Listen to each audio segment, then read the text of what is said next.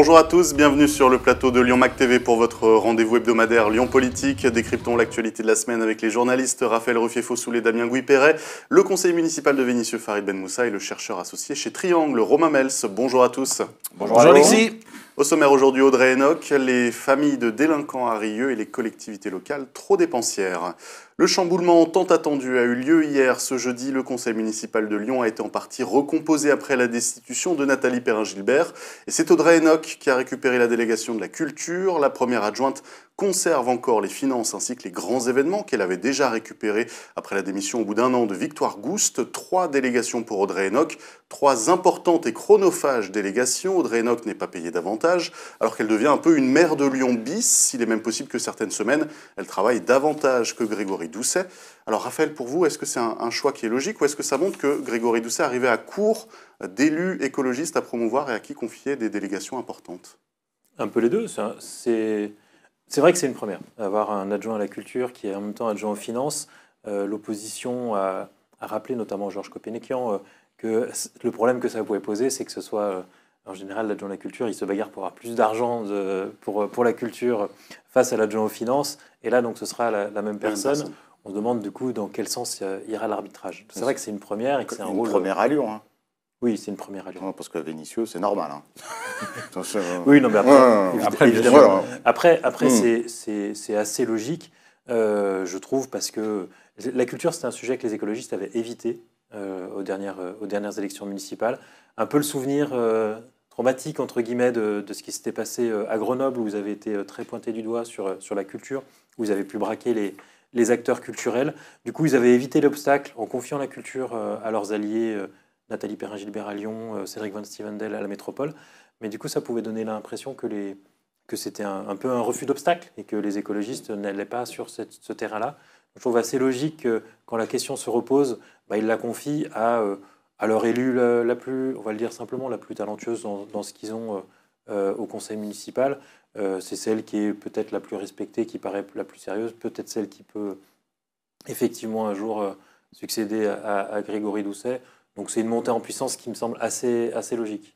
Romain ? Non, moi je suis surpris parce que après la semaine dernière nous avons fait un peu le jeu des pronostics. Je crois que Raphaël tout à fait avait vu juste. Et moi j'avais pensé que ce serait Georges Copénéquian et curieusement ce n'est pas ce qui s'est passé. Je trouve ça un peu étonnant. Alors, on avait vu par exemple Gauthier Chapuis qui avait récupéré une délégation en plus quand il n'avait pas été choisi par les militants pour être candidat sur la 3e circonscription pour les législatives de 2022. Donc là, effectivement, on voyait l'idée de dire, bon, il y a une déception, et puis en même temps, c'est quelqu'un qui fait bien le travail. On a une opportunité, enfin, Grégory Doucet avait eu une opportunité, il avait rajouté une délégation, parce qu'il y en a une qui était devenue disponible. Mais là, Audrey Hénoch, bon, alors sûrement, elle est très sérieuse, et elle gère les finances et tout ça, c'est très bien, mais effectivement, ça donne pas tout à fait le même sentiment. Ça donne le sentiment qu'ils sont déjà, enfin, Grégory Doucet est déjà à court de nouvelles têtes pour faire tourner son équipe. Alors qu'il avait quand même la possibilité, dans ses 50 ou 49 conseillers municipaux,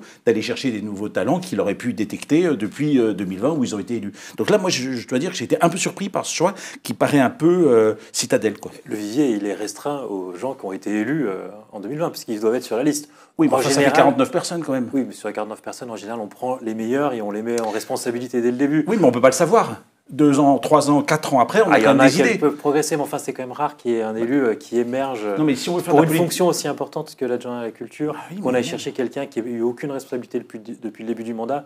Pour le coup, ça aurait paru assez hasardeux. Oui, mais je veux dire, quand on fait de la politique autrement, on fait de la politique autrement. On a un vivier, on les faire autrement, c'est pas forcément faire mal. Non, mais c'est pas forcément les compétences. Non, mais on peut donner qui ont des compétences. Il y a des tas de gens qui ont été nommés sans aucune compétence. Et ils ont été nommés en 2020 par Grégory Doucet. Il peut refaire à la culture la même chose dans un vivier qui est censé être beaucoup plus large. Ce que Romain veut dire, et après je donne la parole à Farid, c'est peut-être que ça donne l'impression que les 49 élus restants ne sont pas assez bons pour faire autre chose que de voter oui à ce qui est dit par Grégory Doucet. Bah oui, ils sont mauvais. C'est un poste qui est sensible, qui est extrêmement exposé, particulièrement pour les écologistes, qu'on attend au tournant sur ce sujet-là. Est-ce que vous le confiez à quelqu'un qui n'aura assumé aucune responsabilité depuis que les écologistes sont au pouvoir ? pour le coup, ce serait ce choix-là qui serait hasardeux. C'est plutôt logique de confier les dossiers sensibles et importants aux gens qui ont déjà de l'expérience. Farid? Je suis déçu, moi j'avais parié sur Manel Perrin. Ah oui, c'est vrai, on était fous. ouais. Alors, j'ai même pas vérifié si elle était élue au conseil municipal. si, elle est au conseil municipal, bien sûr. Je crois du 9e. Et elle doit être très déçue. Mais Nous aussi. et des 47 autres Manel Perrin qui sont élus avec eux, hein, parce qu'en fait, on se rend compte que la mairie de Lyon elle est tenue par 3 personnes et qu'ils n'ont personne d'autre en dessous. Je pense qu'ils ont été surpris d'être élus et qu'ils n'étaient pas du tout prêts. Et qu'ils ont... C'est toujours mieux que Gérard Collomb, où il y avait juste Gérard Collomb qui tenait la mairie. Hein. Ouais, ça peut être pareil. Ça peut être aussi comme Michel Picard à Vénissieux. Hein. Ça fait longtemps qu'on n'avait pas parlé de Vénissieux. Non, mais là, on est en train de parler d'un truc choquant. Ouais, culture. Vénissieux, Berem Braki, je regardais. Hein. Finance, culture, urbanisme, informatique. Et il en a 2 autres que je me rappelle plus le nom exact. Il avait tout. Ben parce qu'on se rend compte, en fait, que dans les mairies, c'est que des signataires. Ils ne font rien d'autre que signer. C'est-à-dire Berem Braki, culture, elle est belle. Hein. Lui, culture, le monde, il est tout ouvert à partir de là.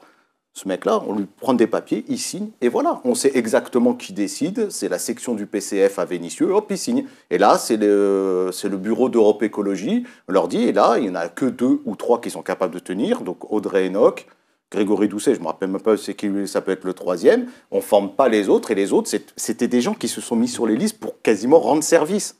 Et là, ils se retrouvent élus. On ne va pas leur donner un poste aussi important. La culture, c'est le budget numéro 1 de la ville de Lyon, je crois. 2. 2, bah, c'est important quand même. Je crois que c'est des millions d'euros qui sont dedans. Ah bah oui, c'est des millions d'euros. Donc voilà, au bout d'un moment, ils se sont rendus compte que ça ne marchait pas trop avec les accords avec les autres groupes et se sont refermés et ils mettent en plein jour le fait qu'il n'y a pas grand monde qui dirige cette ville. Damien? Moi, je trouve que c'est inquiétant à double titre. Je ne remets pas du tout en cause les compétences d'Audrey Enoch, qui effectivement est une femme qui tient la boutique et qui est sans doute la plus capée de l'équipe. Mais d'abord, comme vous l'avez très bien dit, c'est assez antinomique de gérer les finances et la culture, puisqu'on dit toujours que la culture n'a pas de prix. Et on sait que tous les adjoints, tous les ministres à la culture demandent toujours plus d'argent pour aller plus loin. La culture, ce n'est pas un système économique, ce n'est pas une entreprise avec une rentabilité derrière, etc. Alors que quand on gère les finances, on essaie de rentrer dans des cases, on essaie de faire attention, et on en parlera tout à l'heure justement des dépenses des collectivités. Donc pour moi, là, il y a quelque chose qui est complètement antinomique. Je trouve ça pas logique. Ensuite, avoir ces 3 délégations qui sont énormes à gérer pour une seule personne, ça veut dire, même si je ne mets pas en doute les compétences de Enoch, ça veut dire qu'il y a des choses qui vont être mal faites, ou qui ne vont pas être faites, ou ils vont botter en touche, ils vont repousser. Ça ne me paraît pas jouable. Et puis effectivement, la deuxième chose, c'est quoi le message? Les autres sont tous des blaireaux. Ça pose un vrai problème quand même. Ça veut dire effectivement, je vous révèle publiquement que tous mes élus sont des incompétents, à part les 3 qui portent ça à bout de bras. Je trouve ça très très inquiétant comme message. Et alors, il y a peut-être une explication qu'on a déjà évoquée la semaine dernière. Qui a envie de succéder à Perrin Gilbert au risque de se faire cartonner pendant tout le reste du mandat? Parce qu'on a une Perrin Gilbert démissionnée en face qui maîtrise parfaitement son sujet, qui a de la gueule, qui gueule, qui tape du poing sur la table et qui est la plus ancienne des élus du conseil municipal. Et c'est vrai que lui succéder, c'est assurément s'exposer au fait de prendre des coups. Donc l'explication, à mon avis, elle vient d'ici. Mais en tout cas, moi, je ne trouve pas ça logique, contrairement à Raphaël, qui trouve ça logique parce qu'il dit que Audrey Enoch tient bien la boutique. Oui, mais les grands événements, les finances, elle va être exposée. la culture, on va voir ce qu'elle donne. C'est pas tenable. La définition d'une délégation, un maire donne une délégation justement parce qu'une seule personne ne peut pas tout faire. Donc, il délègue, c'est-à-dire qu'il fait confiance à quelqu'un pour porter un dossier. C'est la division des tâches. Et là, on est en train de faire une concentration des tâches. Donc, pour moi, il y a un truc qui n'est pas logique. Alors, avec une nuance, c'est qu'il y a 2 adjoints qui ont été nommés de manière complémentaire. Vous Conseiller pouvez dire aujourd'hui, avant, il y avait 2 personnes, désormais, il y en aura 3. Alors, pourquoi on ne l'a pas fait directement, plutôt que de passer par Audrey Enoch, ces gens qui ont eu des délégations, pourquoi on ne leur a pas donné la délégation à la culture directement? Parce que c'était peut-être intéressant de la donner à Audrey. Ça veut dire, en gros, vous allez me donner un petit coup de main, vous avez des collaborateurs, mais c'est moi qui décide de tout. Non, il y a un truc qui n'est pas ça. D'un autre côté, quand Perrin Gilbert va commencer à démarrer, je pense que là, elle s'est retenue. Elle a démarré. Non, je l'ai trouvé gentil. Je pense elle s'est dit, ils m'attendent au prochain conseil municipal, je vais faire le contraire. Oui, mais... À partir de septembre, il va y avoir une autre ambiance et il faut être costaud. Et je pense qu'Audrey Enoch, elle peut le faire. Elle a été très très fine dans sa démarche, parce que justement, elle était très posée au conseil municipal. On en a profité pour cartonné gentiment et pour expliquer qu'elle allait être là et qu'en gros, elle allait marcher sur leur plate-bande pour les années à venir. Donc elle l'a fait très bien, justement, et on l'attendait avec un grand coup de gueule qu'elle n'a pas fait. Donc elle s'est mesurée c'est pour ça que l'opinion publique. Elle a fait exactement l'inverse. Elle l'a fait de façon très à droite. Nathalie Perrin-Gilbert, elle est là et ça va être leur épine dans le pied. Je vous propose de passer à notre deuxième sujet, c'est ce vote au conseil municipal de Rieux-la-Pape. Le maire et le député Julien Smati et Alexandre Vincendet ont fait voter une délibération qui prévoit, entre autres sanctions, d'exclure les parents de mineurs délinquants du contingent communal de logements sociaux.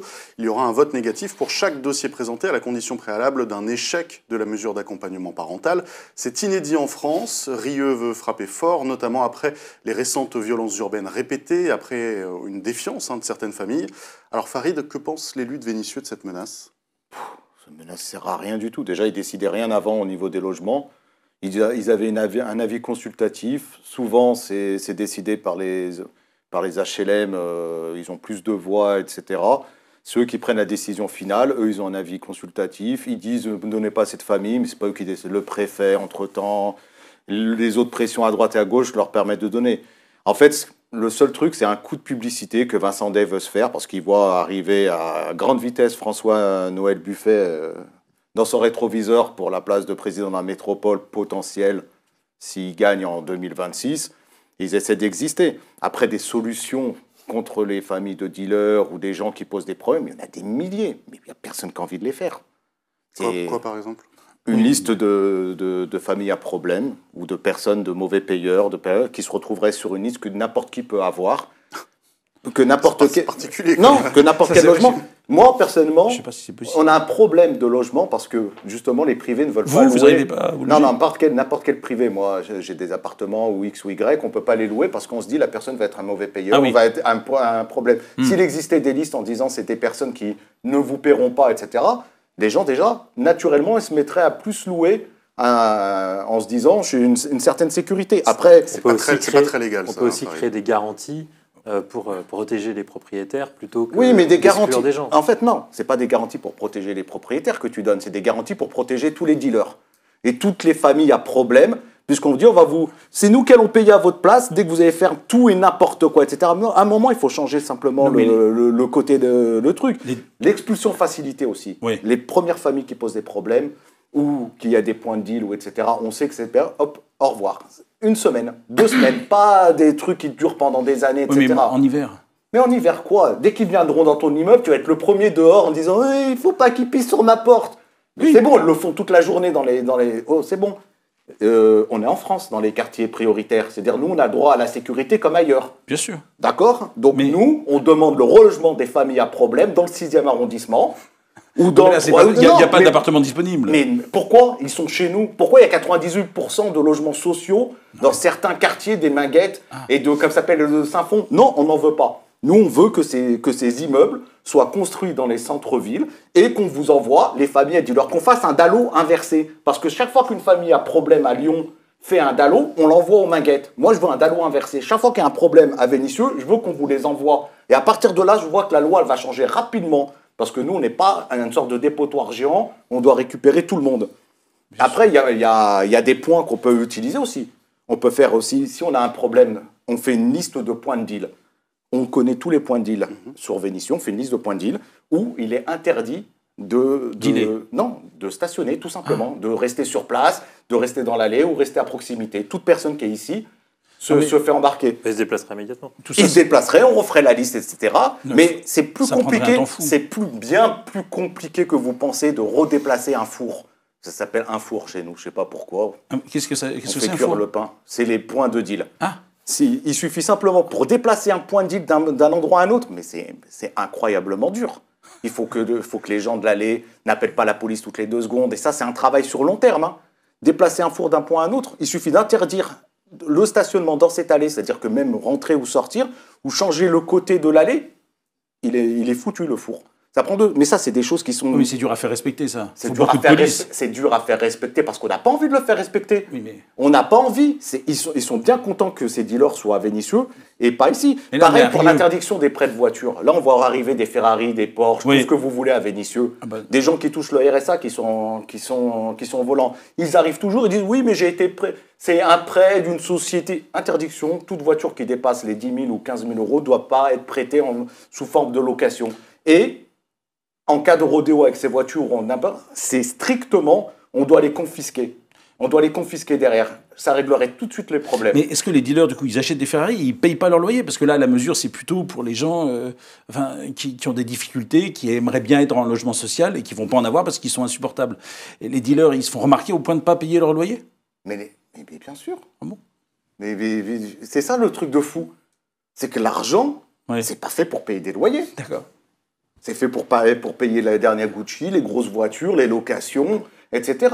Et les problèmes, ils sont liés à ça. Mais qui payent ou qui ne payent pas leur loyer, du moment où ils créent une insécurité qui fait que c'est impossible à vivre dans un quartier entier à cause de ces familles, on doit les expulser. On ne doit même pas se poser de questions. Damien? Alors, pour avoir lu la délibération, on parle de petite délinquance, hein, on ne parle pas de grands dealers truands et de narcotrafiquants, mais il y a un effet d'annonce derrière, parce que dans la délibération, ce qui est dit, c'est qu'effectivement, il n'y aura plus, alors je me trompe peut-être de terme, mais l'aide à l'entrée à la piscine, les 10% de remise dans telle assoce, etc. Et puis, effectivement, le blocage de l'accès au logement. Comment ça fonctionne, l'accès au logement social? On passe par des commissions d'attribution de logement. Il y a plusieurs personnes autour de la table. Et puis, quand on construit un immeuble, on a ce qu'on appelle des réservataires. Le réservataire, ça peut être la municipalité qui va mettre 10% de la construction et qui va avoir le droit, en gros, à des logements qui lui sont attribués en priorité. Ou alors, ça peut être la préfecture, ça peut être le 1% logement, etc. Donc, en commission d'attribution de logement, la municipalité a son mot à dire quand il s'agit notamment de parties sur laquelle elle est réservataire, donc en général ce sont des petits pourcentages, et puis elle va donner son avis sur les autres où elle n'est pas réservataire. Donc en réalité, l'effet, ça va être pchit, c'est-à-dire que effet à peu près zéro. Et puis les gens qui posent problème ne sont pas des gens qui font une demande de logement social, ce sont des gens qui sont déjà. Donc franchement, on est dans un effet d'annonce, en réalité. Parce que si on prend le cas de Rieux-la-Pape, les petits délinquants qui sont dénoncés par la ville de Rieux-la-Pape sont des gens qui sont déjà dans ces logements sociaux. Et on ne peut pas les expulser, ces gens-là. Alors, des expulsions, j'entendais le ministre du Logement annoncer qu'en France, il y avait eu 17 expulsions cette année, forcées, etc. Expulser des gens d'un logement social, puisqu'ils ont un bail à vie, c'est uniquement quand il y a des effets de délinquance répétés dans l'immeuble qui dérangent les voisins immédiats. Donc, on ne peut pas les virer parce qu'ils sont allés taguer un truc au bout de la rue. Ça n'a rien à voir. Donc, c'est un vrai effet d'annonce. Franchement, ça va faire pchit, quoi. Mais à la fois, ça peut peut-être faire peur à certains parents qui ne tiennent pas leurs enfants de se dire on va me retirer des trucs petit à petit. Vraiment, c'est que Mais dalle. jamais les familles de dealers qui vont aller faire la demande pour 30 Je euros. parle pas de dealers, je parle Non, de mais petits de n'importe délinquants. qui, les petits délinquants qui font la C'est des demande petits pour 30 délinquants euros de réservation à la piscine, ça n'existe pas. Dans la délibération, ils parlent d'enfants de 13 ans, 14 ans qui sont dans la rue, qui font les cons, etc. On parle pas du narcotrafiquant. Mais c'est pas des comme ça narcotrafiquants, qu'on peut les des petits atteindre. dealers. Les Mais, dealers, c'est à 13 ans, hein, Donc, déjà. de toute façon, il y a un effet d'annonce qui selon moi, c'est juste un effet d'annonce.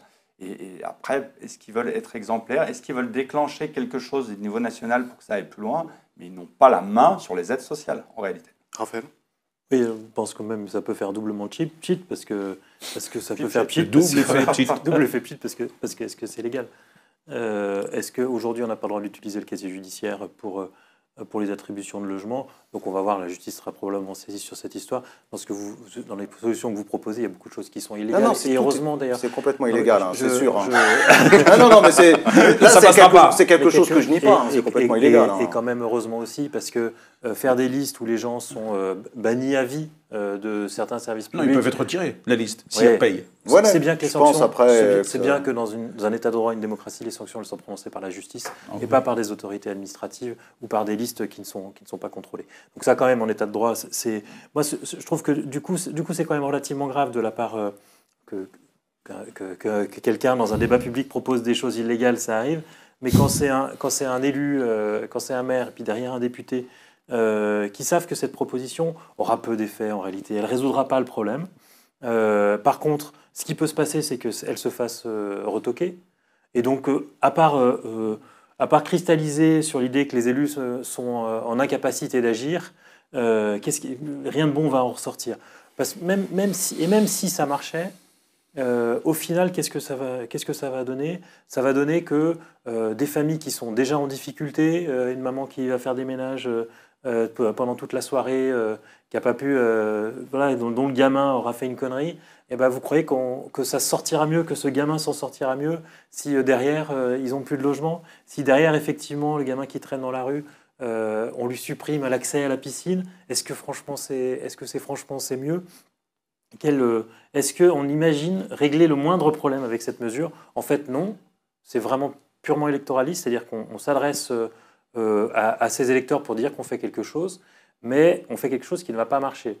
Donc ça, quelque part, c'est fondamentalement irresponsable. Ça va marcher, ou alors, pour les voisins. On fait quelque chose en sachant que ça va être retoqué pour pouvoir crier au loup en disant ben voilà, l'État fait rien, on nous empêche d'agir, etc., etc. Et donc moi, je suis sur la même longueur d'onde. Hein.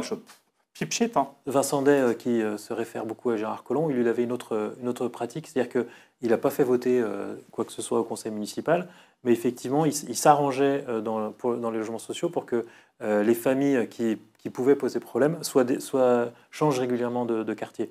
En disant, quand il y a un gamin qui commence à déconner, le fait de changer de quartier, le temps qu'il retrouve ses bases, l'éloigner des mauvaises influences, etc., même s'il y avait des familles qui pouvaient être, des jeunes qui étaient vraiment, vraiment difficiles, ils gagnaient quelques années de tranquillité sur le quartier. C'est pas simple à mettre en œuvre. Hein. Non, alors il le disait, je ne sais absolument pas comment dans la réalité il le pratiquait. C'est sûr, c'est que c'était pas écrit au conseil municipal. Mais c'est pour dire qu'un élu, en réalité, quand on est maire, quand on est député, surtout quand on est Alexandre Vincent Day, qui est proche du gouvernement et qui prétend avoir la ligne directe de Darmanin en permanence, il a quand même un certain nombre de moyens d'agir. Il devrait être capable de proposer des solutions à ses citoyens, des choses qui marchent, plutôt que des choses qui ne marcheront pas. Allez, Romain Mels. Oui, je suis un peu d'accord. C'est un peu comme dire on va mettre des uniformes aux lycéens et hop, il n'y aura plus aucun problème d'héritier. Au lycée, ça n'a aucune chance de fonctionner quoi qu'il arrive.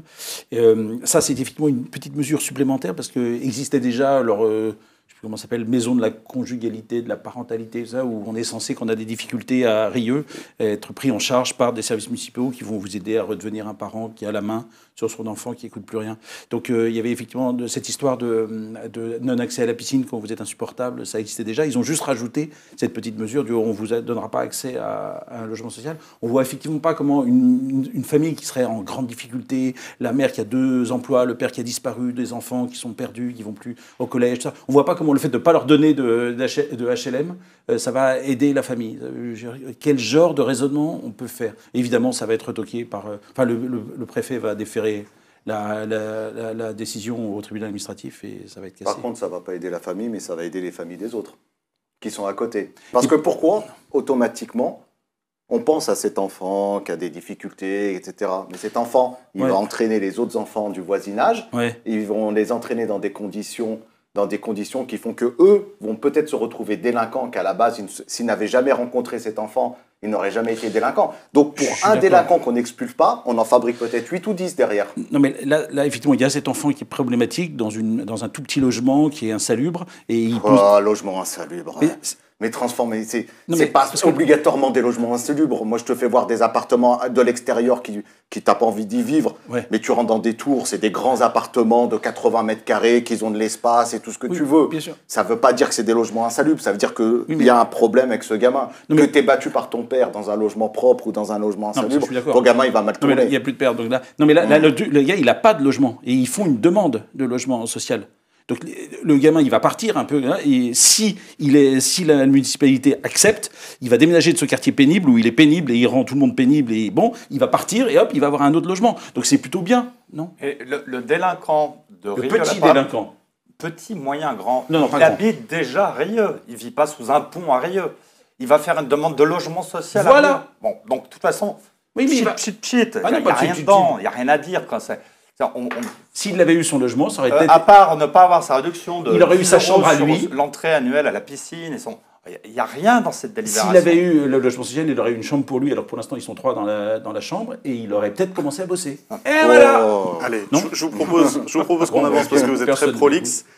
Terminons donc avec cette petite phrase dans l'interview d'Emmanuel Macron dans l'Express qui lui a permis de se mettre à dos l'ensemble des élus locaux. Le chef de l'État estimait que si le trou des finances publiques continuait à se creuser avec 21 milliards d'euros supplémentaires l'an dernier, eh bien cela venait, je cite, d'une dérive des dépenses initialement prévues du fait des collectivités territoriales. Alors Bruno Bernard, le président de la métropole de Lyon, a répondu à Emmanuel Macron, estimant qu'il n'était pas sérieux et que la dette de sa collectivité, par exemple, avait baissé de 28% depuis 2020. Alors qui a raison? Est-ce que les mairies, départements, régions dépensent davantage parce qu'elles ont moins de dotations, parce qu'elles dilapident l'argent, ou est-ce que c'est l'État le problème? Romain? Oui, bon, là c'est évidemment à la fois un débat très politique et puis très technique. Ce qui est certain, c'est que Bruno Bernard dit « on a 1,6 milliard de dettes, nous, à la métropole de Lyon. Regardez-vous, monsieur Macron, vous avez 3 000 milliards de dettes, vous êtes quand même mal placé. » Bon, après, ce qui est tout à fait vrai, c'est que, vous savez, le budget des collectivités territoriales en France est très, très, très encadré et qu'ils sont obligés d'avoir un budget en équilibre. Alors que, comme vous le savez, depuis 1973, donc ça commence à dater, jamais le budget de l'État n'a été en équilibre. Donc depuis plus de 50 ans. Et alors que la loi oblige les collectivités territoriales, d'abord, leur interdit d'emprunter pour financer leur budget de fonctionnement, c'est-à-dire pour payer leurs fonctionnaires territoriaux, ils n'ont pas le droit d'emprunter. L'emprunt dans les collectivités territoriales de toute la France, c'est pour investir. Donc, voilà. Après, évidemment, les collectivités territoriales disent, évidemment, on est obligé d'embaucher des fonctionnaires parce que vous ne faites plus rien à l'État. Et l'État dit, vous êtes dépensier, vous ne faites absolument rien de ce que vous devriez faire pour maîtriser les dépenses publiques, c'est à cause de vous. Donc c'est quand même un jeu de dupes derrière tout ça. Évidemment, il y a le fait que la décentralisation en France, c'est du grand n'importe quoi à la puissance 140. Et depuis 1983, on est là à assister à cette espèce de démembrement de l'action publique qui part dans tous les sens. Les collectivités territoriales, l'Europe, les intercos. Plus personne ne comprend rien à qui fait quoi. Et évidemment, forcément, l'argent dérape. Farid. En France, il y a plus de collectivités locales en France que dans toute l'Europe réunie. Ça, c'est un fait. Les 36 000 communes. Et ça, c'est bien. Celui qui a fait l'étude, c'est un maire. 8 000 en Allemagne. C'est un maire. Seulement. C'est un maire qui a fait l'étude en disant au gouvernement qu'il dépensait tout et n'importe quoi. Les collectivités locales, leur budget, c'est un budget de clientélisme. C'est un budget... C'est pas pour rien qu'ils utilisent la culture qu'on retrouve dans la culture des dépenses complètement folles. Comme tu dis, c'est super contrôlé, c'est zéro contrôlé. Ils ont un contrôle, c'est-à-dire à la fin de l'année, il ne faut pas qu'ils soient en déficit. Ouais. Mais ce qu'ils font de l'argent, mais c'est tout et n'importe quoi. C'est du clientélisme, c'est de l'achat de voix, c'est du détournement à l'intérieur plus ou moins légal. C'est impossible à contrôler. Moi, je le vois bien. J'essaie de contrôler les comptes sur Vinicius. C'est quasiment impossible d'avoir quoi que ce soit. Là, j'ai fait des demandes. J'ai fait une dizaine de demandes et on vient de me répondre une dizaine d'autres demandes en disant non mais c'est pas comme ça, il faut prendre... C'est impossible à contrôler. Ils payent leur resto, ils font sortie, ils payent Et c'est pas pour rien que c'est le budget numéro 1, c'est la culture. Hein. Parce que la culture, ça n'a pas de valeur. Qu'est-ce qu'on sait que le tableau, il vaut tant ou pas tant? La ville de Vénissieux, elle a de l'art contemporain dans toute la France, dans des musées, etc. Nous, on n'en a jamais vu un gramme. Il y a une course à Enghien, vous pouvez vérifier, de la ville de Vénissieux. On paye une course à Enghien de la ville de Vénissieux. Pourquoi? Les chevaux? Oui, des chevaux. Pourquoi? Comment? Je ne sais pas. Pourquoi on a une course de Enghien que la ville de Vénissieux paye? On a des dépenses, mais complètement folles. C'est pour ça qu'on se retrouve avec ce déficit. C'est que tout le monde essaie d'acheter des voix pour les prochaines élections. Et là, on dit que Bruno Bernard, il n'est pas en déficit. C'est surtout parce qu'il investit mal et pas assez dans les parties qui sont intéressantes. Mais l'avenir de Bernard, c'est 2026, donc il ne va pas plus loin que ça pour l'instant. Damien? Alors, c'est très technique, effectivement, c'est très politique aussi. Déjà, il y a un différentiel entre ce que disent Bruno Bernard et ce que disent Emmanuel Macron. Il y en a un qui dit que les collectivités dépensent trop et l'autre qui répond « Non, ma dette a baissé ». Ce n'est pas le même sujet. On peut faire baisser sa dette, pourquoi? Parce qu'on augmente les impôts. Et c'est ce que font plein de collectivités locales. On l'a vu à Villeurbanne, ils ont augmenté leurs impôts locaux de 12%. Oui, ça fait baisser la dette quand on a rentré des ronds. Mais ça ne veut pas dire qu'on dépense moins. On a des communes qui, effectivement, jettent l'argent par les fenêtres, qui vont se payer, effectivement, des courses hippiques au bout de la France, qui se prennent des pleines pages de pub sur des sujets, on ne sait pas pourquoi. Ce n'est pas que les communes, ce sont aussi les régions, les départements, etc. Le problème qu'on a en France, on l'a dit, 36 000 communes, plus les autres collectivités qui ne sont pas les communes. En Allemagne, c'est 8 000. Je crois que Au Royaume-Uni, ça doit être 6 000. Donc, de toute façon, on a un problème en France avec nos collectivités et on ne veut pas les réduire. On rajoute du millefeuille administratif en permanence. Mais il y a quand même quelque chose où je rejoins Bruno Bernard. Oula. Je trouve que de la part d'Emmanuel Macron, qui augmente les points d'indice dans les collectivités depuis 3 ans sans prévenir les collectivités en amont, c'est-à-dire qu'elles n'ont même pas eu le temps de prévoir leur budget. Non, il faut expliquer le point d'indice, là, parce que les gens ne peuvent pas comprendre. Le point d'indice, c'est le salaire des fonctionnaires des collectivités qui ne le volent pas. Je ne dis pas qu'ils le volent. Sauf que quand, au lieu de l'année subitement, Emmanuel Macron dit, au fait, dans 1 mois, c'est plus 5% pour toutes les catégories. Il y a 3 catégories chez les fonctionnaires. Elle fait quoi, la commune? Elle a prévu un budget dans l'année. Elle est obligée de revoir son budget et de dire merde, 250 000 euros de plus à trouver là tout de suite sous le sabot d'un cheval. C'est pas simple. D'où les courses à Enghien. Voilà. Et puis, d'où les courses à Enghien. À Bron aussi, éventuellement. Ah oui, à Bron, ou à Vanvelin. Mais donc, il y a ça. Il faut quand même pas oublier une chose, c'est que les collectivités, elles ont pris cher avec l'inflation, avec l'augmentation des coûts de l'énergie. Et on ne peut pas dire aujourd'hui que les collectivités, celles qui gèrent bien, en tout cas pas celles qui jettent l'argent par les fenêtres, on ne peut pas dire des collectivités qu'elles balancent l'argent par les fenêtres uniquement parce qu'elles ont une augmentation de leurs coûts. Donc je trouve que de la part d'Emmanuel Macron, c'est très malvenu quand on voit qu'il ouvre le portefeuille systématiquement quand il y a des gens qui sont en désaccord avec lui, alors que dans les collectivités, les élus sortent les rames. Ils sortent les rames pour quelquefois, je me souviens dans le 6e arrondissement, quelquefois remplacer le frigo dans une école, remplacer des carreaux. Quand j'étais à la mairie du 6e arrondissement, il y avait environ 90 carreaux de fenêtres cassés dans les écoles. Un carreau de fenêtre à remplacer, avec toute l'amiante et compagnie, si moi je le remplaçais, les petits carreaux, ça me coûtait 13 €. Je voulais le faire moi-même. Non, on m'a changé la fenêtre pour 3 500 €. Ma fenêtre à la mairie était cassée pour 3 500 €. C'est-à-dire qu'on avait encore 90 fenêtres cassées dans les écoles parce qu'on n'avait pas les budgets. Alors on fait quoi? Alors c'était votre bureau qui avait tout l'argent. On met des bouts de carton, on met des scotch, etc. Les collectivités n'ont pas de sous. Alors ils le font petit à petit, mais c'est-à-dire qu'ils vont changer 3 fenêtres dans l'année au lieu de pouvoir en réparer 90. Voilà. Les collectivités, elles travaillent avec des bouts de ficelle et en ce moment, ils sortent les rames, franchement. Et tout ça se reporte sur du mal-être au travail. Les gens ne sont pas équipés comme il faut. Les gens ne sont pas reconnus comme il faut, parce que où est-ce qu'on peut faire une économie en ce moment? C'est sur la masse salariale. Puis, quand on augmente le point d'indice d'un côté, on fait quoi? On embauche moins de gens, donc les gens travaillent de plus en plus, parce que contrairement aux idées reçues, les fonctionnaires dans les collectivités sont des gens qui ont du boulot, hein. Ce n'est pas des tirs au flanc, hein. Sont pas des... et de la part de Macron, je trouve que c'est vraiment malvenu quand on voit le fric qui est foutu par les fenêtres, par l'État depuis des années, par Emmanuel Macron et ses prédécesseurs. Allez, et Raphaël, pour finir, parce qu'on a été très long. Bon, je vais aller très vite, mais quand même, je tiens à soutenir 36 000 collectivités. Je ne sais pas pourquoi on considère qu'il en faudrait moins. C'est pas bien d'avoir des maires dans les villages, des adjoints dans les villages, des gens qui sont investis. Mais ça coûte rien du tout. Ils sont très peu indemnisés.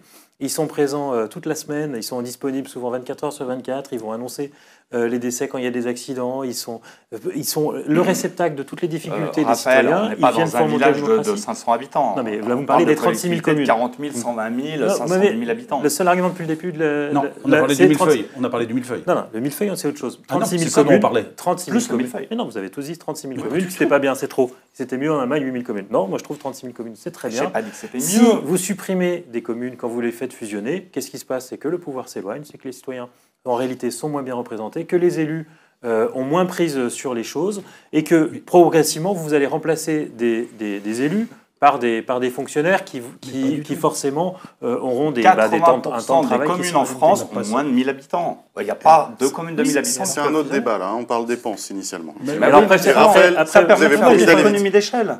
Mais pas du tout. Allez voir l'association des maires ruraux de France, vous verrez que quand on parle de fusion, chacun regardez son s'il vous plaît. Raphaël a promis de conclure rapidement. Ne regardez pas d'en bas, regardez d'en haut. Concluez rapidement, Raphaël. Non, mais après, sur les dépenses, simplement sur les collectivités locales, effectivement, leurs budgets sont contraints. Et pour répondre sur Bruno Bernard, la dette d'une collectivité locale, en réalité, elle est plutôt vertueuse. C'est-à-dire que, sauf si ils achètent n'importe quoi, mais une dette de collectivité locale, de la mesure où le budget il est contraint et que donc forcément elle est financée, en général c'est pour de l'investissement. Si c'est pour des investissements qui sont utiles à la collectivité, par exemple des métros, des tramways, des nouvelles crèches, il n'y a rien à redire. c'est plutôt bien d'avoir une dette. Non, mais moi je pense qu'on peut plutôt reprocher à une collectivité locale de ne pas être assez endettée. Ça veut dire qu'elle n'investit pas assez dans des infrastructures d'intérêt général. Et le gouvernement, lui, est très gonflé de reporter la responsabilité sur les collectivités locales, puisqu'en général, il n'arrête pas de déléguer des responsabilités sans mettre les budgets derrière. Quand on vous confiez au département la gestion des mineurs isolés, par exemple, parce que c'est l'aide sociale à l'enfance, c'est logique, les départements le font assez bien depuis longtemps, mais les mineurs isolés, ils ont quand même peu de prise, les départements, puisqu'ils n'ont pas, toute la problématique migratoire. Donc ils sont démunis, forcément c'est des budgets qui explosent, et eux n'ont pas la capacité de gérer cette question d'un point de vue d'ensemble. Ce serait l'État qui devrait l'accueillir. Déjà qu'on puisse contrôler les budgets, parce que je vois comme on galère pour avoir les trucs de Laurent Wauquiez là. Ah oui, c'est vrai. Déjà qu'on puisse savoir exactement on n'a pas la liste, hein. Où sont les dépenses, qui sont les dépenses exactement. Oui, tout devrait être public. Voilà, alors ça, publié d'abord. Ça, vous êtes d'accord. C'est déjà public, mais c'est pas publié. C'est sur ce consensus que l'émission se termine. Merci de nous avoir suivis. L'actualité continue sur lyonmac.com. On se retrouvera la semaine prochaine.